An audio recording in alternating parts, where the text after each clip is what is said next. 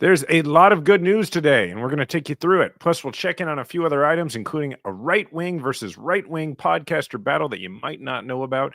But seriously, we haven't had a lot of good news days in a while, so let's dwell on it a bit, shall we? Welcome back to the podcast for the 54% of Americans who regularly vote for progress in every election and want to convince their friends and family members to join a majority. This is Majority 54. Dude, Jason, being out here in Europe, this all week I've been getting this great news in the middle of the night while I've been sleeping. You know, Bills game, wake up, we won again. And then we have this election, incredible. Let's go to this clip from Harry Enten where I think he summarized things pretty well. Harry, how did these Democrats manage to overperform in these two states compared to what Trump was doing on the ballot just a year ago? We were just talking about this earlier in the show. Yeah, I'm not sure I'm the only guy, but I'm the only guy with a wall, so I guess I'm the only guy, right?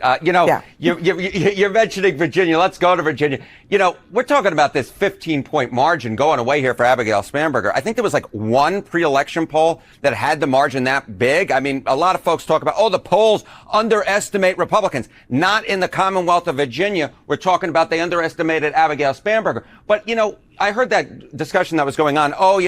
Virginia, purple state, maybe leaning blue. But we're talking about a 15-point margin here. Where were we last year? I mean, last year you saw Kamala Harris win, but only by 6 points. 15 points. That's a 9-point overperformance from what we had just a year ago in the Commonwealth of Virginia. Then, of course, we can jump up to the state of New Jersey, right? Okay, what are we talking about? A year ago in the presidential race, you saw it was a blue state. Kamala Harris won by 6 points, though. Compare that to what we had this time around. What are we talking about? We're talking about Mikey Sherrill going away by, look at this. This is a 13-point margin. Again, vastly overperforming expectations. So yes, these are blue states, at least what we saw last year.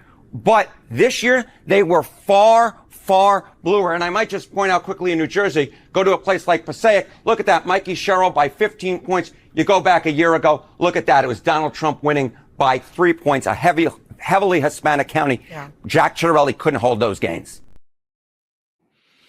Cool. That's fun. Also, just as a side historical note, the idea that we are now winning Virginia by slightly more than New Jersey on a regular basis, it would just be an interesting thing to explain to you and I when we were like in college.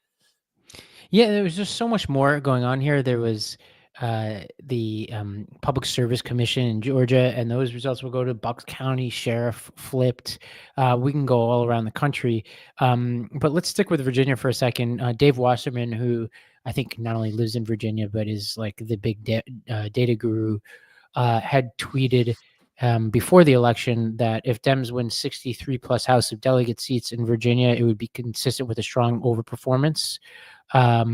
And it looks like we have at least 64. And so this is like a pretty consistent trend that we're seeing out there.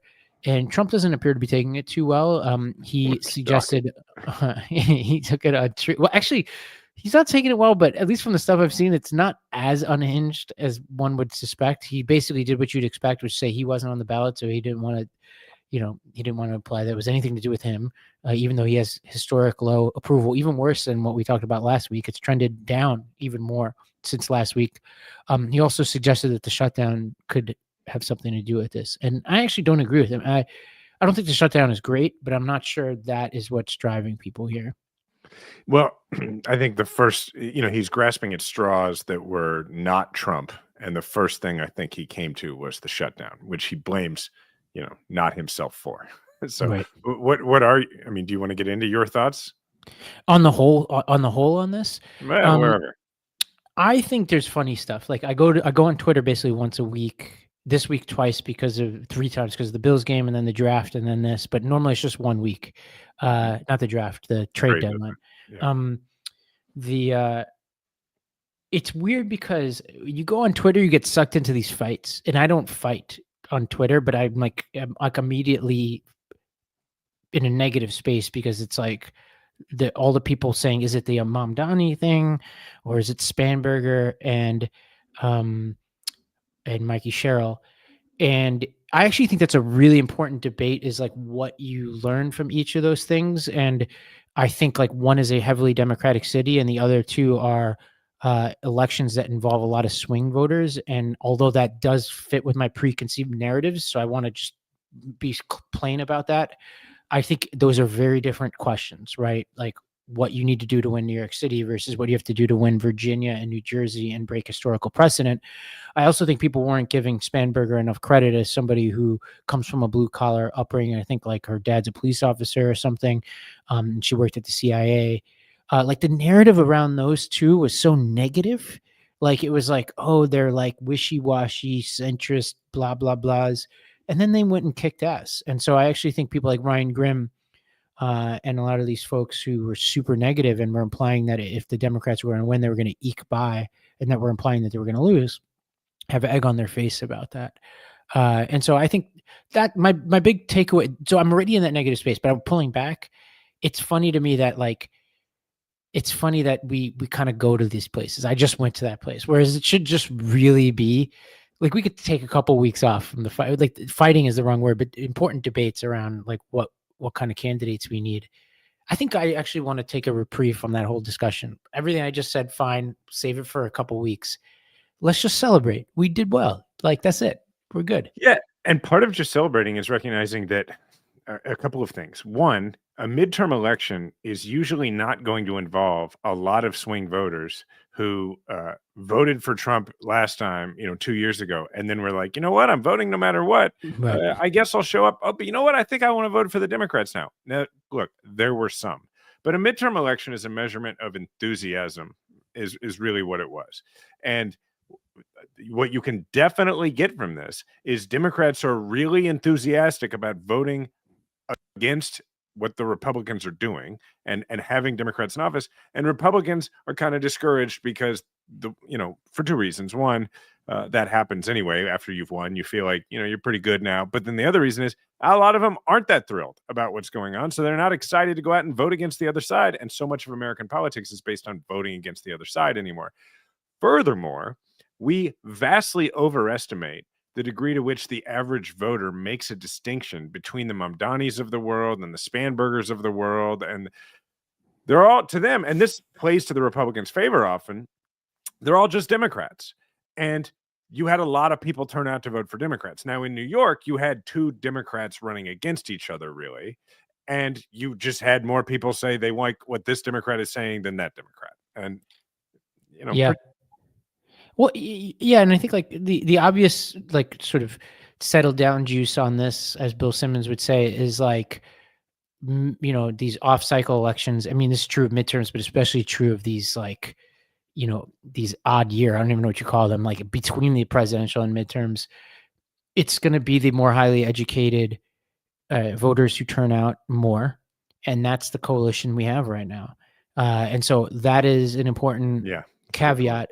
But we can compare this to other similar years, right? And I think the preliminary data is saying that there's a pretty favorable comparison to previous years. And if we're trending more towards a 2018 or worse, actually for Trump, which his polling data and some of these trends suggest, then we've got some really good tailwinds. Those are the ones we want, tailwinds.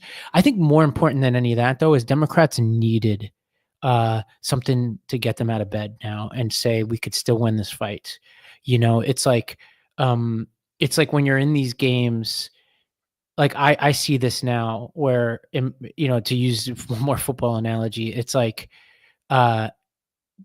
you don't want a team to know they can. It's like almost in boxing when you see blood, like you've hit it like in Rocky, against Apollo. It's like once you see you've cut somebody below the eye, even if you're getting your butt kicked a little bit, you're like, oh, they're mortal, And like I think that's important for Democrats to be like, you know what, like we're still in a fight, and it isn't a dictatorship right now as much as Trump wants it to be.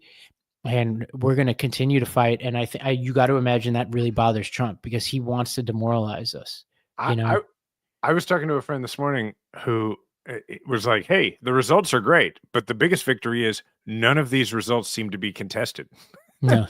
He was like, just the fact that we held elections in this country and no major voices are like, those weren't legitimate.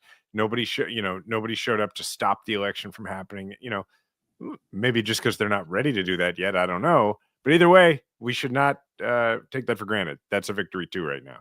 Yeah, and we'll put it up. Gavin Newsom who was a big winner. We didn't even talk about the redistricting, passed overwhelmingly. His press office put out this meme, which is, for the audio listeners, it's Trump as a little doll getting a pacifier from Newsom. So he's leaning into that kind of energy. But, kudos to Newsom for pushing through that redistricting. I think that's really important. On the flip side of the redistricting, though, and I'm jumping ahead a little bit, Axelrod and then Amy Walter, who I think is Wasserman's colleague at the Cook Political Report, both said something interesting, which is when you look at the trends, which is massive shift back on Hispanic and Black voters, for example, that there's this assumption in some of these maps that the Republicans are doing that they basically were building in the assumption that they had permanent gains with those populations. And if these trends hold, basically they were spreading out more of their votes so that they can win more districts, right? Instead of packing more in and making more safe districts.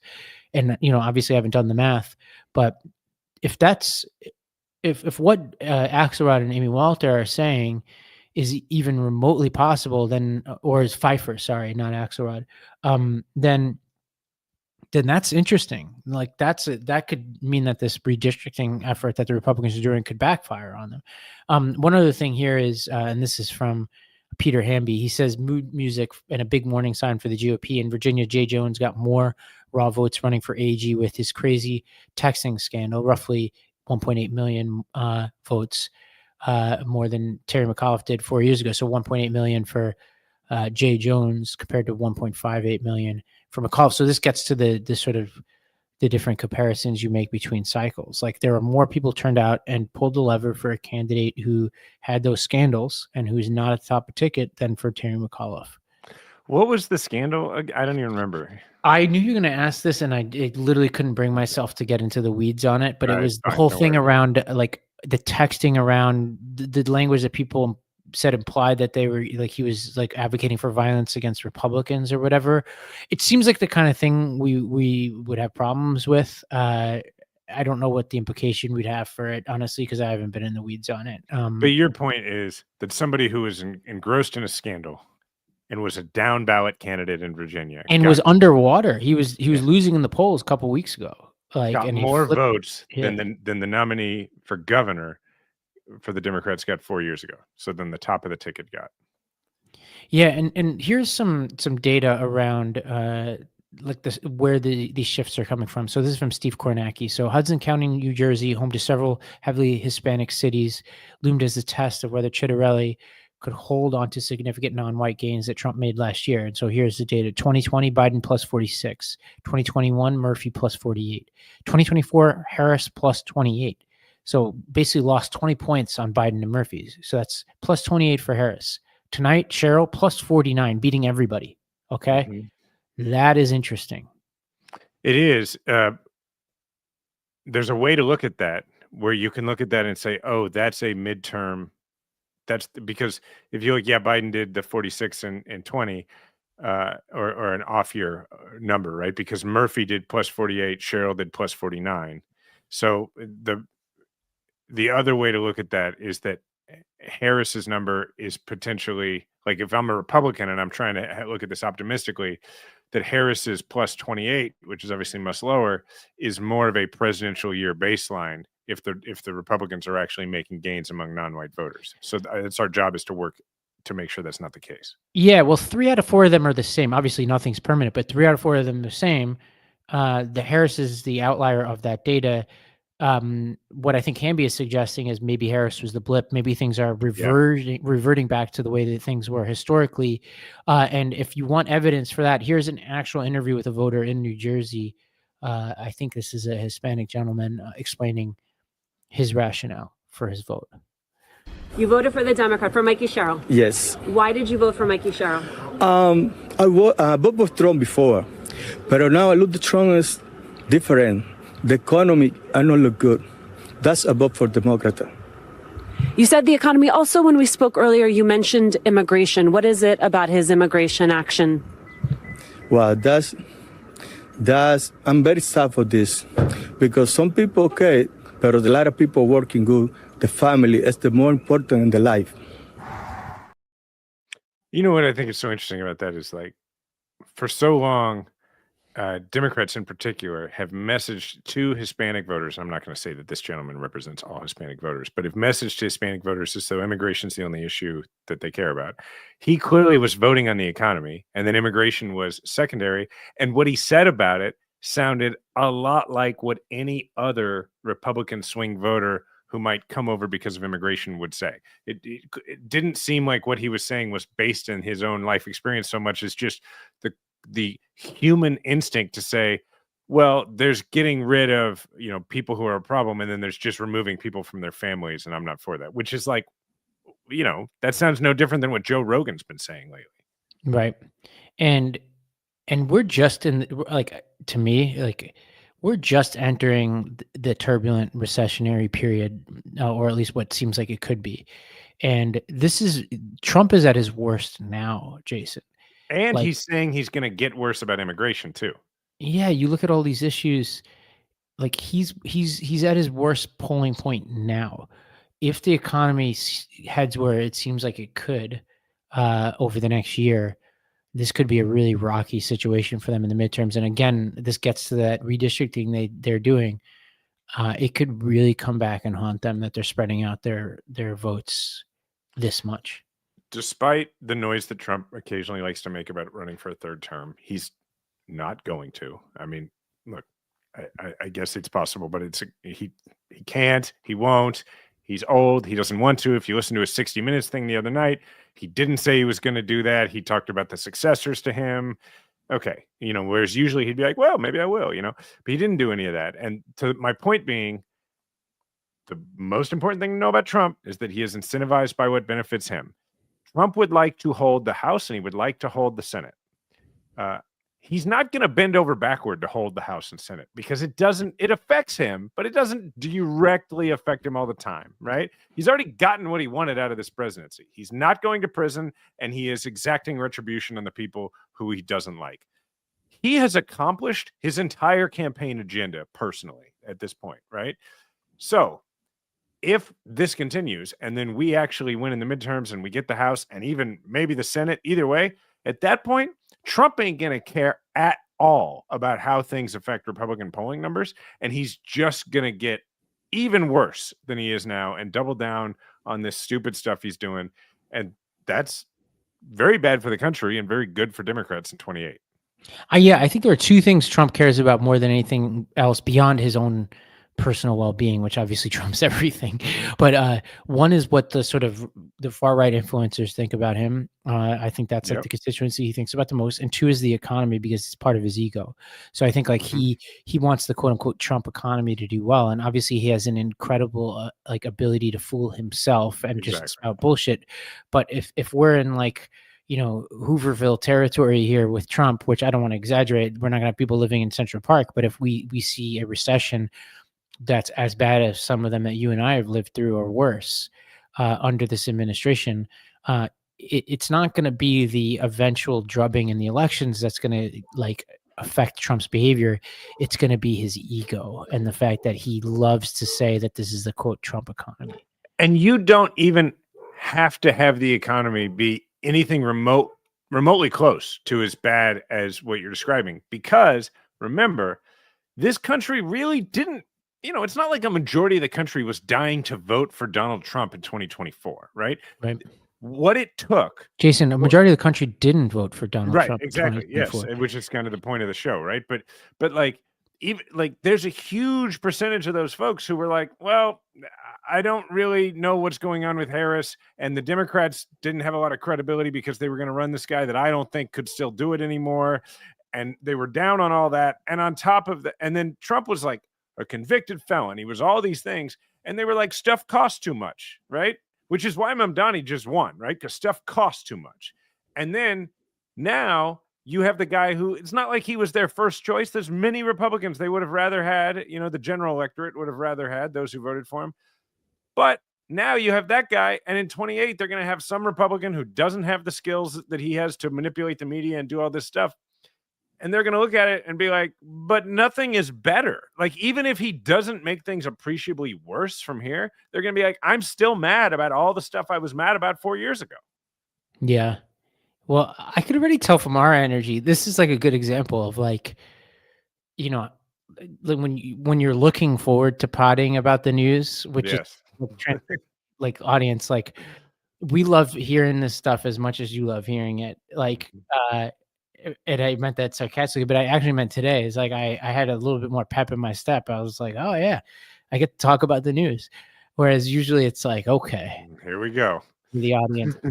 Well, we're going to take a break. We're going to hear from you first. You have a really important showdown going on, and we'll take a break in here from some of our sponsors, and then we're going to come back and talk more about this election. We're going to hear what the Republicans are taking away from this, as well as some prominent Democrats, and then we'll go through a couple of things that are sort of percolating on the internets, and some like really fascinating fights. But over to you. Speaking of fascinating fights, what's going on?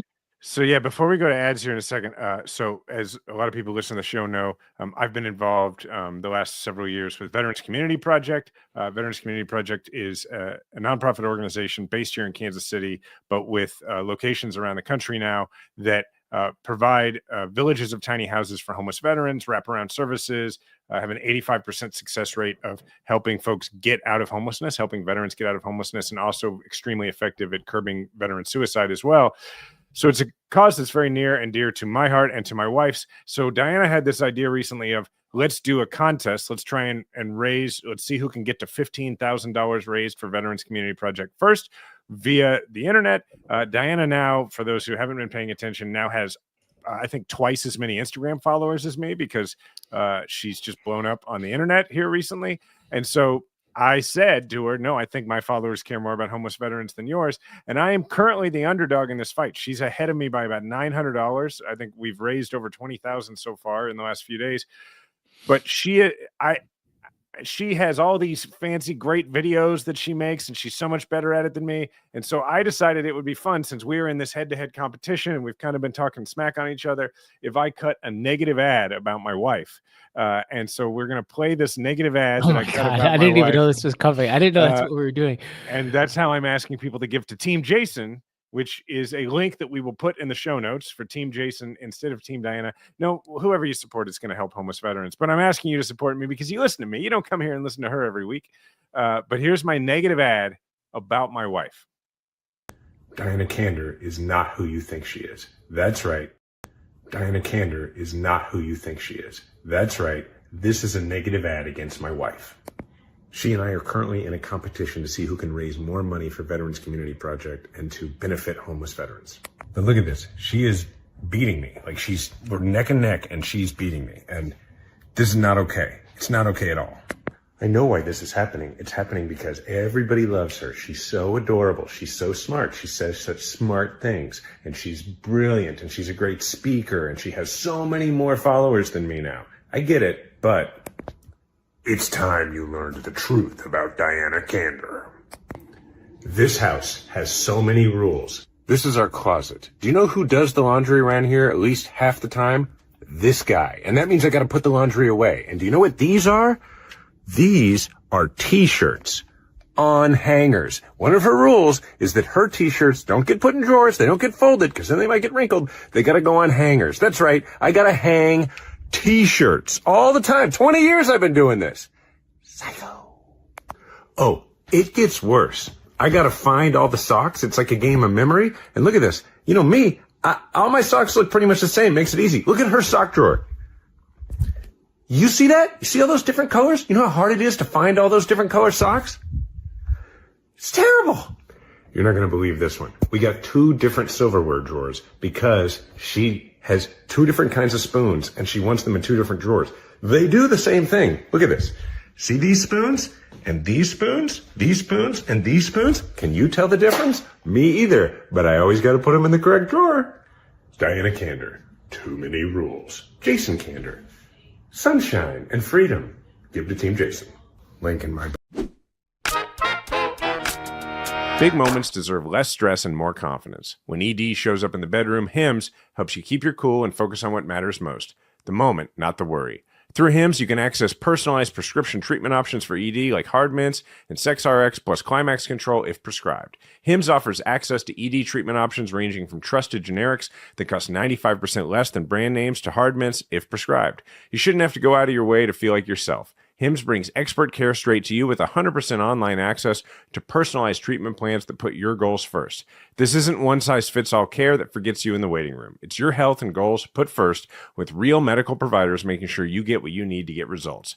Think of Hims as your digital front door that gets you back to your old self with simple 100% online access to trusted treatments for ED and more, all in one place. To get simple online access to personalized, affordable care for ED, weight loss, and more, visit hims.com/majority. That's hims.com/majority for your free online visit. hims.com/majority. Actual price will depend on product and subscription plan. Featured products include compounded drug products, which the FDA does not approve or verify for safety, effectiveness, or quality. Prescription required. See website for details, restrictions, and important safety information. Fall is here, and you know what that means. The temps are dropping, but your kitchen's heating up. It's game day spreads, slow simmered stews, and comfort food on repeat. And if your current pans flinch every time they see high heat, you deserve better. Enter Hexclad, the cookware that's as serious about performance as you are about that meat thermometer. Seriously, we have this new sponsor, Hexclad, and we got some Hexclad cookware, and it is awesome. Like, it truly is a game changer. My wife and I both love using it to cook, and like, I make the kids eggs in the morning, and it just like, the thing where it gets stuck in the pan, and then you're like, no, it doesn't happen. It just slides right off the pan, the skillet, like, perfectly, and it's fluffy eggs, and it's a pleasure to make the eggs. So let's not forget about the real game changers. Hexclad's 6-piece and 12-piece sets take the guesswork out of cooking. Whether you're starting fresh or leveling up, these bundles cover every dish, every craving, every crowd. It's the kind of upgrade that transforms your kitchen from good enough to how did I ever cook without this? That's a fact. I feel that. Plus, every Hexclad product is backed by a lifetime warranty. You're not just investing in better tools, you're setting the tone for seasons of cooking to come. Game days are coming. It's time to upgrade your kitchen before hosting season kicks into full gear. Get 10% off at hexclad.com/majority and make sure your spread is as strong as your lineup. Hexclad pans truly check every single box when it comes to picking your cookware. They are metal utensil safe, dishwasher safe, and even safe up to 500 degrees. They're induction ready and even have a stay cool handle so you can saute with ease.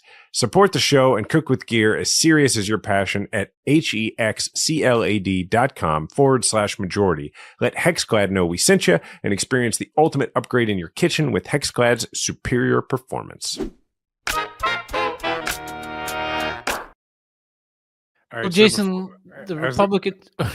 Hold on real quick. I was going to say before the ads there, that was my negative ad against my wife in this fundraising battle. But if people would like to see the entire back and forth between myself and Diana on this, they can go to my Instagram and hers, where the link is also in my bio, but the link is going to be in the description for the show. So there we go. Yeah, it was great. Like, it was you telling us about your wife, and then some interesting advertising. Right after. Yeah. Right after that. That was well timed. Shout out to our sponsors. Okay, let's talk about the Republicans really quickly. Chris LaSavita, Trump's former campaign manager, said a bad candidate and bad campaign have consequences.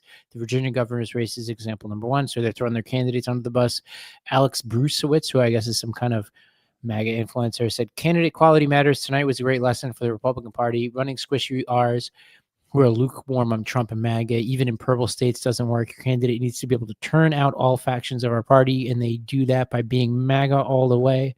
And then he went on to just blame the top of the ticket in Virginia again. I don't know what's up with the Virginia candidate and why they hate that person. Can we just appreciate for a moment that they have the same stupid arguments we have? Is that right after they lose an election, they have one side that's like, hey, we're going too far. On one side, that, Jeremy points out that she's black. That's what it is. That's probably part of their problem. Yeah. But I mean, then saying like, oh, they're squishy. They need to, appeal to the base more. Like, that's the same fight we have every time we lose, and it's refreshing to see that it happens on both sides. Yeah, and we'll get to some infighting that goes beyond this election too in a second. So yeah, they have these issues too. On the Democratic side, we've talked about a lot of this, speaking in fighting. Maryland State Senator Bill Ferguson of Maryland tweeted, tonight's resounding Democratic victory shows we don't need to rig the system to win. When we provide a better vision about the future, lower costs, better services, and real solutions to protect against Trump, voters overwhelmingly choose our leadership. And people were dunking on him on Twitter. It took me a second to realize what was going on. This is the guy blocking the redistricting effort in Maryland. That's why people are pissed. Yeah. Well, we're not, Bill, we're not rigging the system. We're trying to unrig the system because they're rigging the system, or at least we're not even trying to unrig it. We're just trying to balance out in a proportional manner their rigging of the system so that we can all get to the point one day where we have enough power to completely unrig the system. Thank you, Bill, for your participation here. Well, I think that's all I got on this election side of things. There are a couple other wrinkles we could throw in here, but just great news. And now we are officially, Jason, into another midterm season. I think we've hang on. Before we move on, Yeah. I do think we should talk about the Mamdani thing a little bit. I mean, because like you're Yeah. there in New York, you were, I don't know how you ended up voting, but you were a skeptic. I'm not in New York. I don't, I think I know how I would have voted. Honestly, I think I would have voted for Mamdani. But my feeling is like, I'm very excited about somebody who's got young voters very excited. Yeah. And I screwed up my absentee ballot request, so I didn't actually get to vote in this election because I'm still in Europe. But it was a hard one for me because, and this gets to our conversation last week, it's different, and people will get mad at me. It's different when we're like, here's the nominee for Senate or Congress, right? This is the mayor of New York City. To me, Cuomo was out of the question. I have my issues with Cuomo. I've talked about this before. So to me, it would have been a question of like some kind of protest vote or Mamdani, or I would have taken a hard look at Sliwa, who I only know from his appearances on Oprah, like in the early 90s. So I haven't been that informed on the alternatives there. It was easier for me in the primary because there were quality Democratic candidates that I knew and understood. So I don't really know what my alternative would have been. It doesn't ultimately matter how you would have voted. I'm curious what your thoughts are on the results. Yeah, I think I've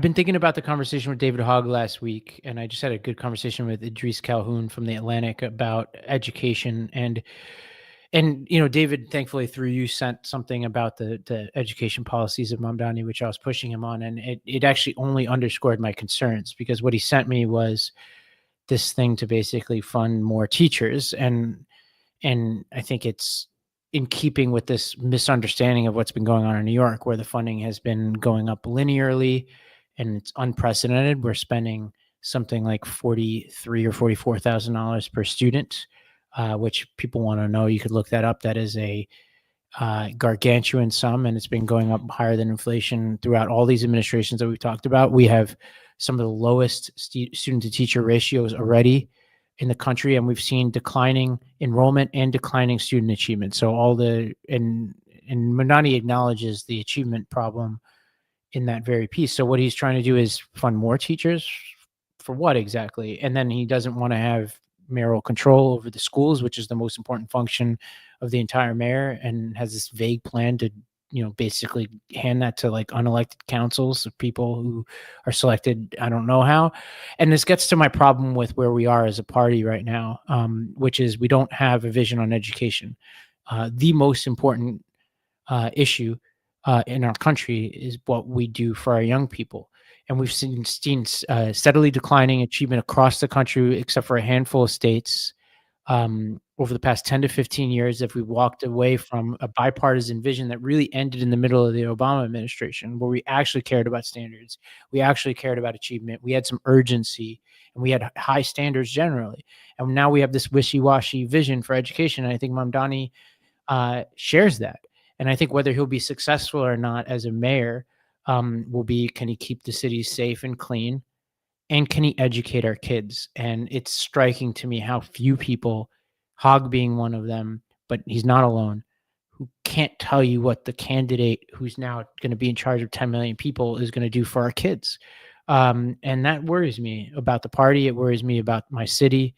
And it's why I wasn't itching to back any candidate, because Cuomo's got his own problems there. He's not going to be mayor, so I don't really need to go through it. But we had no vision for the kids who are seeing steadily declining achievement and life prospects. And that's where my big takeaway is. And I hope he walks away from the plans that he's put on paper on education.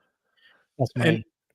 And for new listeners of the show, this is one of, if not your biggest issue, because you've spent a lot of time in it. You're a former principal. And so obviously it's something you index on quite a bit. One thing I would add that I think as a takeaway is that for me, one of the lessons is that you have to talk about what people are most concerned about. Yeah. And what Mamdani talked about more than anything was stuff is too expensive. It costs too much to be here. And there was actually, I don't have the clip because I was just thinking about it just now, but there was a moment with our friend David Hogg the other night on CNN where Scott Jennings, who's, man, props to Scott. I mean, he was sitting at that table when I was sitting at that table 7-8 years ago, and I guess that's still the job he does. But so Scott, as the Republican guy on CNN, was saying all this stuff about Mamdani having Islamo-Marxist donors exclusively and all this. And that, and then David just cut in and was like, I think the reason he's winning is because people are tired of being lectured by guys who wear Rolexes on CNN about how affordable everything actually is. And it was a great moment, but it's also true, I think, is that at the end of the day, whether you believe that he's going to be able to lower prices of housing and of groceries and everything else or not, voters will gravitate toward the person who sees the same problem they see. Now, re-election becomes a totally different thing. But if you are talking about what they're worried about, you'll connect. And I think that to me is the big takeaway. Yeah, I think and a lot of the things that like people are lobbying at Mamdani are just not at the top of my list of concerns. The one thing I would say is somewhat reassuring as he seems like he learns and adapts. I've said this a million times in the pod. The fact that he has no managerial experience and it's a city of 10 million people like needs to be taken seriously. Like I don't like to rain on anybody's parade, but it is a real managerial job. And we've now seen successive administrations of centrists and progressives and de Blasio and Adams who have shown themselves unable to manage the city effectively. And so he has a real challenge up his sleeves. Now there are people like Obama who didn't have managerial experience and did quite well. So it's possible to do it. But there are people like the mayor of Chicago who didn't and who are screwing things up royally. There was one other thing though, that from the David Hogg conversation that I've reflected on, which was when I asked him about education again, and he deferred. He says, my mom's really the expert on education. He said something like that. And basically said, this is not my expertise. I just think we can't give answers like that anymore. I just personally refuse to accept them. Like, education is a huge policy issue. It's like saying, I don't know anything about abortion. I'm not a scientist. So like, I can't have a position on choice. It's like, it's just an unacceptable answer to me. And it's not Hogg's fault because it's just acceptable. Everybody gives that answer now. And I'm just not, I should have pushed him on it then. So I don't want to be unfair to him. I just won't accept it anymore from the party. Like if I'm going to be a Democrat in 2 years or 3 years, I can't, the party can't be like this anymore. Like we can't keep kicking the can down the road and telling families in North Nashville that just to wait and sit and wait for things to get better when they clearly aren't getting any better, and having no answer for people as to how you're going to make it better. I just think is unacceptable. And like what little openings that Trump has that he's been taking with Hispanic and Black voters, I think are in part because whether it's small businesses or especially education, like people just don't feel heard. They don't feel like we're urgent about their issues. And I think education is a sleeper one. So I hope we do better on this kind of stuff. I get it. The way you feel about education is how I feel about national security and veterans issues. So yeah, I totally understand. All right. Should we move on to this tariffs case? Yeah. What a 180. So I actually had a great conversation with Idris Calhoun on the education front, but he actually has been the beat reporter at The Atlantic about this. So I just learned a lot just an hour ago by talking to him, and he listened to all the oral arguments. So here's what he had to say about this, which is essentially this tariff case that's going before the Supreme Court. He said Gorsuch and Barrett were skeptical. So if you're counting, that basically gets you to 5. And what he talked about is something that you and I have talked about on this podcast, which is that if you were to take the Supreme Court at its evolving precedents, he counts 4 different strands of jurisprudence that would imperil this case. But the one big one that we've talked about is this major questions doctrine, which essentially says when you take a vague statute where Congress is delegating its power to the presidency, and then you try to drive a truck through it, then you can't do that. And they did that to Biden over the student loan stuff and some EPA action. And what he was saying is if they're going to be consistent, they're going to strike down these tariffs. Now, that's not the most interesting thing he said, though. He said 2 other interesting things. He said, one, even if Trump loses this case, he's got a lot of authority to use many other statutes to try to keep a lot of the tariffs. The second thing he said was that this is not about tariffs. This is about the division of the branches of government. So like if you're expecting a big dramatic change on tariffs, he said it'll be on the margins. It'll be things like Brazil are going to be hard to justify, and we don't need to go through all the details. Like, so certain tariffs will fall. It'll be a little harder. They'll have to do some process. There'll be tons of litigation. They may have to refund some of the tariffs, but there will be plenty of room for Trump to maneuver on tariffs. He has already used some of those other authorities in the past. Biden used some of those authorities in the past. But what it really is the division of the branches of government. Yeah. You know what this makes me think about is that if you look at the fights that the Democrats are waging right now, they're so different than the fights that the Republicans waged out of office. And I think it for those listening, I think this is something you should talk about when you talk to persuadable people in your life. Thanksgiving's coming up. I would mention this. And that is that when the Republicans are out of office, they're doing everything they possibly can to make sure that the Democratic policies that the president wants don't actually work the way they're supposed to work, so that the economy gets worse, so that things go badly, so that they can win power again. When the Democrats are out of power, they're trying to preserve as many of the Democratic policies as possible because they think it helps people. So for instance, these ridiculous tariffs, these monster tariffs that are clearly increasingly bad for the economy and are going to be worse for the economy. There's a strategy here, if we were taking the same strategy as the Republicans, of just sitting back and saying there's nothing we can do about it. Let these things take effect, and then everything will get more expensive, and everyone will feel the hit at the store and groceries and everything else, and buying a car and buying a house and everything, and then we'll win the election. That would be the Republican strategy. That's what they would do. But then look at this shutdown right now. We are in the midst of this shutdown because we are trying to keep people's health insurance from getting more expensive at a period where there's like 100 days before, or a full year before the next major election, before the midterm election. So, we're waging this fight for the sole purpose of keeping people from losing their health insurance, their access to a doctor. And I don't know whether that's the right electoral strategy, but it's definitely the right moral approach. And I think it's an argument that we should make with people. It's ironic. You and I have talked about this. The Supreme Court could save Trump from himself. This is how I thought, but now it looks like he still has authority anyway. But if Trump, it's like he's got this one button he could push at any point, and who knows if he ever pushes it, which is get rid of all the tariffs overnight, which is totally the kind of thing he would do. And that would like temporarily juice the economy. It's almost like this Keynesian stimulus he could just turn on at any point. It's very weird. Well, let's talk about a couple of other things. Like, I really want us to keep going back to this same corner, because we told our audience after the election something really important, which is we want to start going to different corners of the internet and figuring out like what's happening outside of like your, CNN, Chiron, Fox News stuff. And there are two interesting things that I found this week. One is Mayor Pete went on the All In podcast, which is basically like this tech bros guys that are like relatively like kind of pro-Trump and have a huge following and are kind of in the Elon Musk kind of wing of the Silicon Valley tech right. And Pete did a pretty good job. And here's one of the clips where he talks about censorship.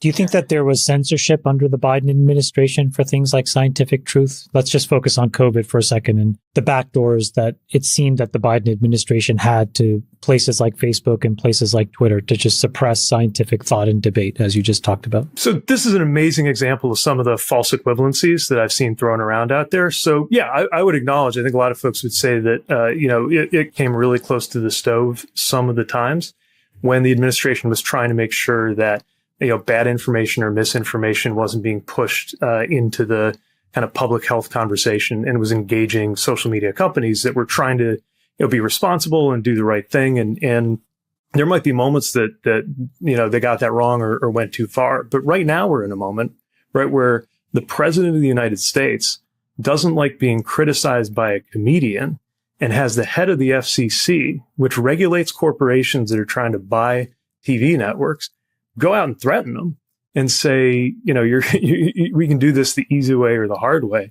I mean, that is a whole different level of censorship, not to mention just the way they've gone through like every government website, right, and deleted anything that could accidentally be a reference to climate change. So, I'm worried about the false equivalencies here. You could definitely say there were moments under the last administration or any administration where we could argue that having fidelity to free speech, you should have done this way instead of that way, or these edge cases should have been different. But I am nervous that anybody would equate a president trying to direct the destruction, not only of journalists, but of comedians that he doesn't like, with public health authorities in a public health emergency that killed 1 million Americans doing their best to try to make sure that people got good public health information. There's so much to learn from that clip for people listening. Here's a few things. Here's what Pete didn't do. Pete did not try and defend every single thing. He didn't allow them to put him on the defensive. And what he did do is gain a lot of credibility at the very beginning of that answer by saying, I understand what they were trying to do. I support what they were trying to do. In retrospect, there were cases where it went too far. Now, once you've said that, you've gained a lot of credibility because you are operating in the common sense box, not the partisan box. And then he goes through and he lays the hammer down, and that's how you do this. There was another clip, which we don't have time to play, that I think is really fascinating, where they were debating the one big beautiful bill, whatever we call it, that bill, and whether it was really like a handout to the wealthy, right? And Chamath was like pushing him and basically. Actually, I love this clip. Can we play? Let's just play the clip, yeah, and then maybe we could summarize the Fuentes thing because that's probably less interesting. We could summarize that, but let's go to this this clip because I think this gets to the Thanksgiving dinner table test that we talk about every year. Which subsidies? Which subsidies? Can you name me a measure? Which subsidies? Which subsidies? Can you name me a measure? Can you name a measure by which I don't? I'm asking you. I'm asking the politician. I don't know. Yeah, I don't have a line item breakdown in front of me. What I'm telling you is that it is not terribly contested. Like if anybody listening to this podcast feels like opening up a window and looking it up for themselves, just to figure out which one of us is right, it's not terribly contested that the majority of the benefit of TCJA and OBBA went to wealthy people, and it's definitely not contested, or I'd say generally not contested, that OBBA represents one of the largest transfers of wealth from lower income people to upper income people in global history. How do you measure that? You can measure it in terms of wealth before and after. You can measure it in terms of the incidence of the different forms of taxation. You can measure it in a total package that accounts for subsidy as well as benefit. I mean, any number of ways. But again, if you measure it a different way, I'd love to hear it because I don't regard this as something that's deeply contested, but it sounds like you have a measurement in mind that's different. And I'd love to run with it and look it up so I can see where you're coming from. We definitely cut corporate taxes and personal taxes because of TCJ. Yeah, right. I mean, that was significant. And to be clear, again, because the Laffer curve turns out to be bullshit, we did not just grow our way out of the deficits that created. Right. Let me ask you a question about the inner workings of the Democratic Party. Which is great. But if people are curious, you and I both know Pete personally. Yes. And if people are curious as to why Pete is better at this, there are a few reasons. One, his processor is really fast. But two, Pete is unique among politicians in that he has the social media team who does the stuff or whatever. Pete doesn't. I've spent enough time with him to tell you, Pete doesn't spend a lot of time scrolling his mentions. He doesn't. That's not where he puts his energy. Right. And Pete is different than a lot of politicians in that, yes, he gets briefings from staff. He gets those things. But Pete goes levels deeper.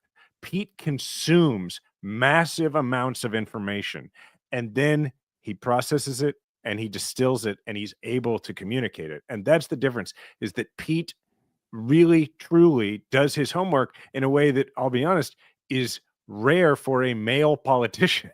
It's usually women who in politics who do their homework at the level that Pete does it. And it's really admirable. And it's why he's able to handle these situations so well. Well, there was this move also where, he did the thing, which is like, I talk about this before Thanksgiving almost every year, where I'm like, there's always this moment where people are asking you for stats and you're like, you're not a computer. And if Pete can't do it, nobody can, because he's the closest thing to a computer I've ever met. And so what he did was interesting. He's like, look, you could just look it up. It's not contested. But then he did an even smarter thing eventually where he's like, do you have another way of measuring this? Yeah. Like, which I thought was really awesome. So great clip. I'm going to go. I haven't listened to the full interview, so I'm going to, that made me very interested. There's one last thing here, which is Ben Shapiro versus Nick Fuentes, the sort of right-wing provocateur / racist Nazi who has been enjoying lots of support among the right. And what Ben Shapiro is reacting to was Fuentes going on Tucker Carlson's podcast and getting a softball interview. Let's go to this clip from Shapiro. Tucker Carlson decided that it was important not only to host Fuentes, but to smooth over his views, water them down, and make them far more palatable to a normal audience. As we'll discuss in a bit, this is what Tucker Carlson does for a living. But back to Nick Fuentes. To understand just what Tucker did here, we must actually examine what Nick Fuentes says on his show and has said for almost a decade, because he was asked precisely 0 questions about any of what you're about to see by Tucker Carlson. Nick Fuentes says women want to be raped. A lot of women want to be raped. And when I say raped, I mean like, that sounds bad when I say it like that. But there's like a lot of women that really want a guy to beat the shit out of them. But also they have to pretend, but part of it is they have to pretend like they don't. Nick Fuentes says that his followers should kill, rape, and die in his name. So he went through like list of all these different things, played these clips, and he went in on Tucker Carlson and all that. And this is getting a ton of attention, I think. And I think Tim Miller put it exactly as how I feel, which is he said the Ben Shapiro monologue is obviously good and correct. I struggle with it though, because it's basically the same material as his also good and correct anti-Trump columns from 2015, where he predicted this would happen to the right. And yet last year he held a fundraiser for Trump. Yeah. And that's the thing is like Ben Shapiro is an example of one of these folks who purports to be outside the partisan machine. Because look, I'm a podcaster, I'm a commentator, I'm an influencer, I'm whatever you want to call him, an opinion maker, but I'm not an elected official, so I don't report to anybody. But the truth is that once you've built that kind of platform, you do report to somebody and you do have a constituency. And Ben Shapiro has that same constituency. And so there's always a limit, much like with Fox News, as to how far he or they will go in pushing against the people at the very top of what is ultimately their ticket, whether they run for an office or not. And so he's afraid of alienating his audience. And that's why there's always a limit to how bold he'll actually be in speaking up. Yeah. And it's one of those things, it's like, okay, like important, but you have to show integrity. What are you willing to say about Trump? What are you willing to say about others? And it was interesting is like he talked in some of the clips that came after that, he was talking about how racist Nick Fuentes was. And I'm like, well, like if we're concerned about racism, there's a lot to talk about here. Like, what about the eating the cats and dogs and all this kind of stuff that was like central to that campaign that you did a fundraiser for? There's a lot of interesting stuff happening on the right that we should probably go into over the next few weeks. The Candace Owens stuff has gotten weirder. Nancy Mace versus Lindsey Graham, which people want to look that up, is one of the strangest, inexplicable fights going on. And they're both South Carolina politicians. I don't even have a 1% understanding as to what's going on there. So there's a lot happening. And I think like, our fights are so quaint. Like what I just said, like the messages I'm going to get are going to be disagreements about my education policy, right? Like these are good fights for us to have. These are actually the kind of things that a well-functioning party should be debating. How far left, like, on economic policy, like, should we have this or that education policy? Should we emphasize this or that? Those are all healthy, like, and welcome. The stuff that the right is dealing with, like, we always think we're worse, like, and we have bigger problems. Like, their problems are so much deeper and I would say more alarming than anything we're dealing with. Do we have time to close with this Jon Stewart clip?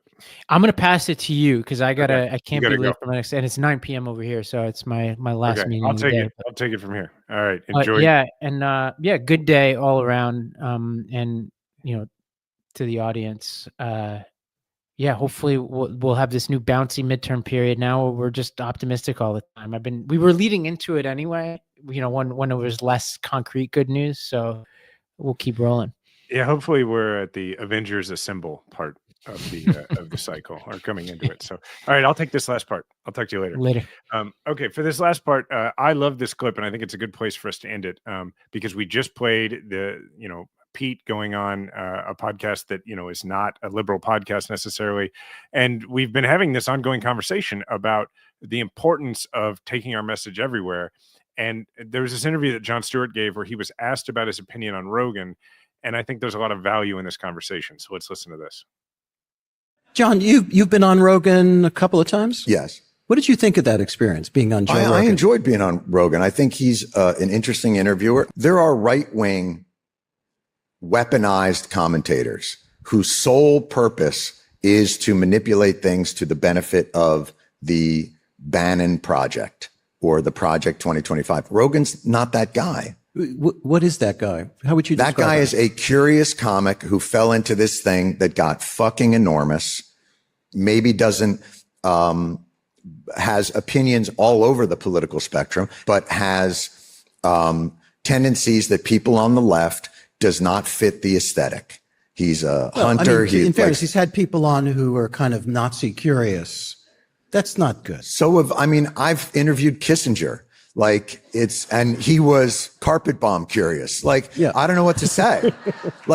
It's very easy to castigate those where we're but he had an opinion a few years back that's, corrosive. But the difference is when he was carpet bomb curious, you didn't say, oh yeah, that's awesome. And what happens with Rogan sometimes is he'll hear somebody that's on the dangerous end of the spectrum and he'll just kind of soak it in. I think this is a great point. And it's whoever job who thinks that information is dangerous to fight to get their point of view out there to counter what they think is misinformation. You can't just deputize people to say he should have known better and he should have prosecuted that point. But the reality is, John, is that it might be my job or the New York Times job or even your job, but I don't have the audience that Joe Rogan does. Then get it. Yeah, then find people who do. Then go on that show. Then do those things. It's not acceptable to just say, well, I don't like what he does. Then do it better. Beat them at their own game. It's not enough to just complain that guy got a platform and don't platform that guy. There's no one in this world right now that isn't platformed. And my biggest frustration, honestly, with a lot of scientists is they all go, RFK, he's so fucked up. That's terrible information. Oh, okay. What's the information? Nothing. Where are they? Get out there. Fight. So I think this last point is so important, and it's something for us to remember over the next year, which is that people like Rogan, people like in your own family, if there's somebody who's saying something crazy, use that platform. That's how we sign off the show every time, is that they are an avatar for the audience you're going after. And if Joe Rogan is, if you see him as part of the other side, then you're missing the point, which is he is an avatar for the persuadable audience. So take the opportunity of the platform and go there and try to persuade him, because if you can persuade him, as people like friend of the show, James Tallarico, has been able to do, then you are, by virtue of that, persuading part of his audience. And that's what Stewart is saying there, is that you can disengage entirely, but that's the same as forfeiting. What you need to do is go into the fight, wage the battle, and try to actually win the argument, which is how anything gets won in American politics. You have to actually make the argument. So thank you, everybody, for listening.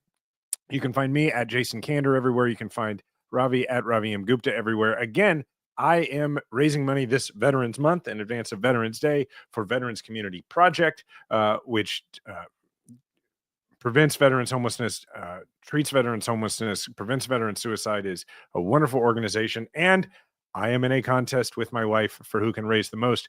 Please go to the link in the show notes or in the show description, or you can go to my Instagram or my Twitter or anywhere in there and you can find the link and help me win that competition, because it helps homeless veterans quite a bit. Either way, whether you donate to me or even my wife, which probably a lot of you will do upon listening to this, because that's what a bunch of my friends have been doing. But anyway, thank you. Please leave a 5-star review for the show. Thank you to the Midas Mighty. And remember, we all have a platform. Make sure to use yours today.